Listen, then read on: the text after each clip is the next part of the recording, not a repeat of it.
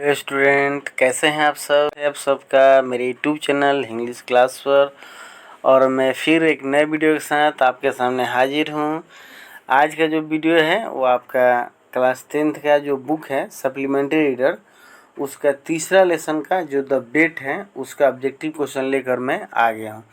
और ऑलरेडी मैंने इस बुक को पूरा पढ़ा रखा है। कल के वीडियो में हम लोगों ने 9th क्लास के सेकेंड बुक को देखा था। आज के वीडियो में 10th क्लास के सेकेंड बुक को हम लोग तीसरा लेसन देख रहे हैं, ठीक है।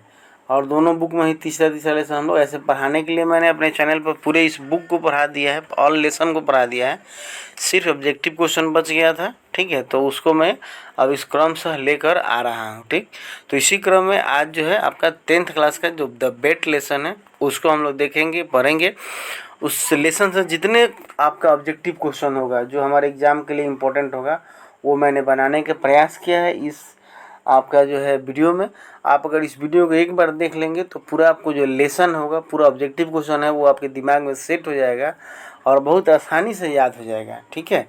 क्योंकि मैं जब ऑब्जेक्टिव बताता हूँ तो बीच बीच में कहानी को भी समझाते हुए चलता हूँ कि कहाँ क्या हुआ, कैसे संदर्भित है यह लाइन, ठीक है। तो चलिए बिना देरी के हुए हम लोग शुरू करते हैं आज का वीडियो, ठीक है।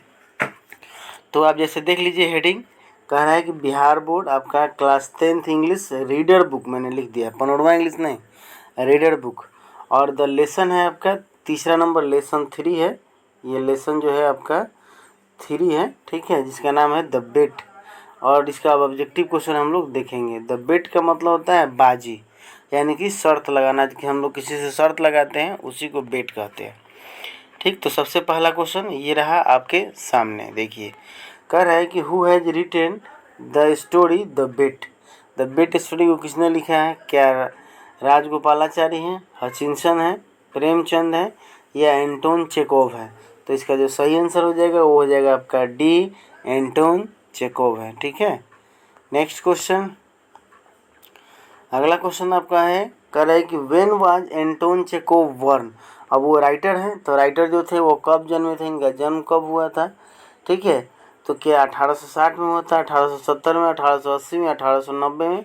तो सही आंसर जो हो जाएगा वो हो जाएगा आपका 1860, यानी कि 17 जनवरी, बुक में आप देखिएगा 17 जनवरी 1860 को जो था उनका जन्म हुआ था।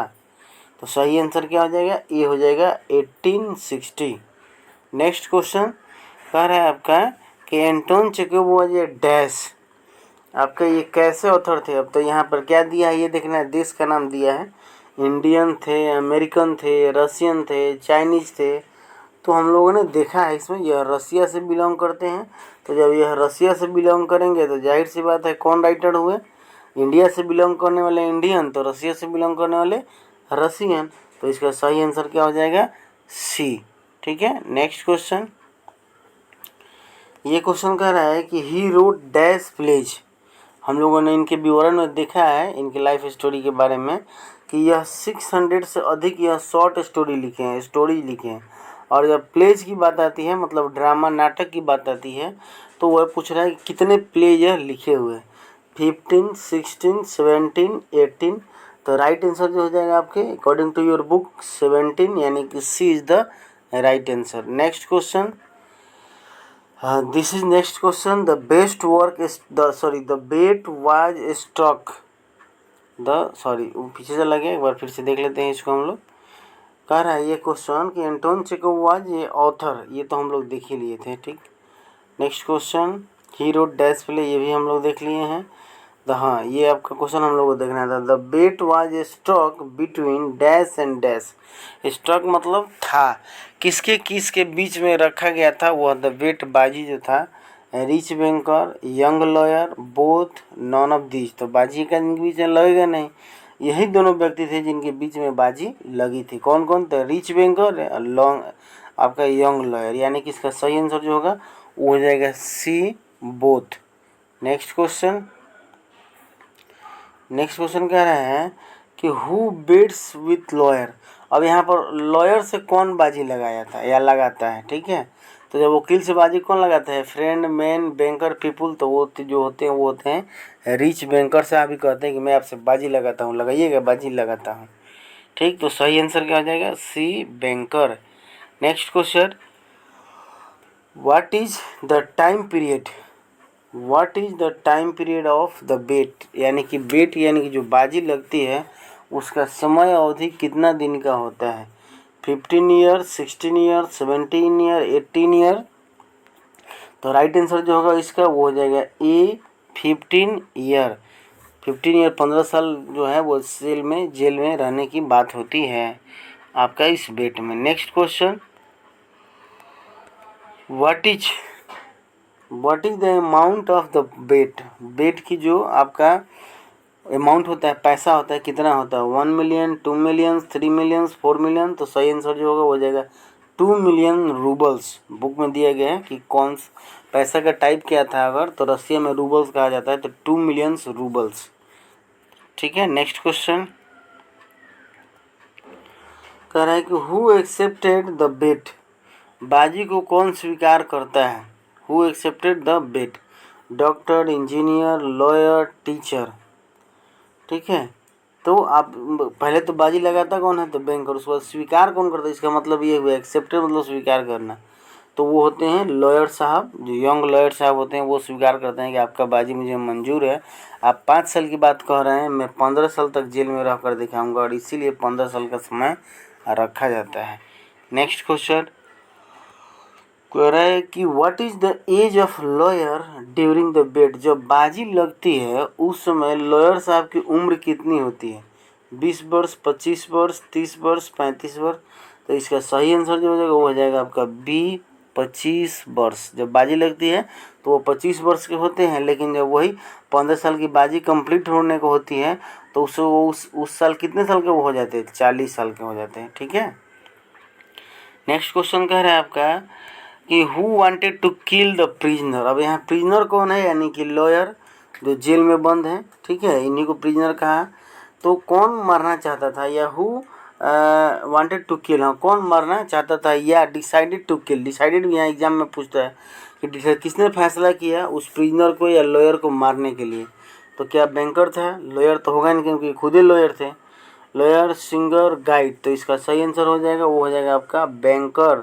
रिच बैंकर जो था वो सोचता था कि भाई अभी ये निकलेगा यहाँ से, 40 साल का हो गया, पैसा ले लेगा 2 मिलियन जो बाजी के लगा है, और जाकर ऐश करेगा, शादी विवाह कर लेगा, मौज करेगा। हम यहाँ पर लुट गए, बर्बाद हो गए। ठीक है। Next question, the bet was started from 14 November dash, कब से शुरू होता है आपका बाजी का जो तिथि होता है, स्टार्टिंग टाइम कब से होता है? 14 नवंबर 1850 या 1860, 1870 या 1880। तो इसका जो सही आंसर हो जाएगा वो हो जाएगा आपका सी 1870। और इसी में 15 साल अगर टाइम आता है कि ख़त्म कब होता है, तो 1870 आपको 70 में जब 15 जोड़ दीजिएगा, ठीक है, तो ये हो जाएगा आपका 85। 1885 में जाकर जो बेट का टाइम होता है वो कंप्लीट होने को होता है। ठीक है। तो इसका सही आंसर आपका जो हो जाएगा वो हो जाएगा सी।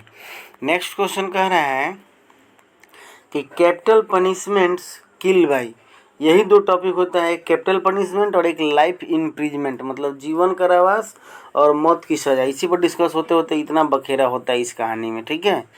तो कह रहा है कैपिटल पनिशमेंट मतलब कि मौत की सज़ा जो है वो मार देता है। हमें कैसे मारता है?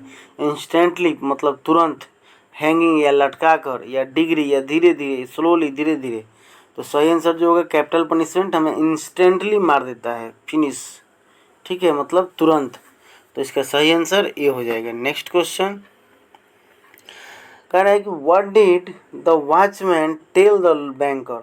अब जो वॉचमैन गार्ड करता है बैंकर के घर में, जो गार्ड का काम करता है उसको वॉचमैन है, तो वह क्या आकर कहता है बैंकर से?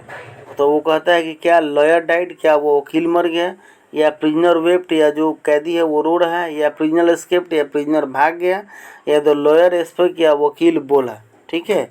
तो इसका जो सही आंसर हो जाएगा वो हो जाएगा गार्ड आकर कहता है बैंकर से, वॉचमैन आकर कहता है कि द प्रिजनर एस्केप्ड, मैंने देखा कि जो रूम में कैदी था, कमरे में जो था व्यक्ति, वह भाग गया यहाँ से। ठीक है। तो ये तो होना ही था। तो सही आंसर सी हो जाएगा। नेक्स्ट क्वेश्चन देख लेते हैं। चलिए, तो फिनिश हो गया इस लेसन से। जितना संभव इम्पोर्टेंट क्वेश्चन एग्ज़ाम से संबंधित संभव हो सका वो मैंने इसमें लाने का, इंक्लूड करने का प्रयास किया है। ठीक है, तो आशा करता हूँ कि आपको यह वीडियो, ये क्वेश्चन का सेशन जो है वो अच्छा लगा होगा। अच्छा लगा तो मुझसे जुड़े रहिएगा, जोड़ने के लिए दूसरे विद्यार्थी को प्रेरित कीजिएगा। फिर मिलूँगा आपके साथ एक नए वीडियो के साथ, तब तक के लिए थैंक यू।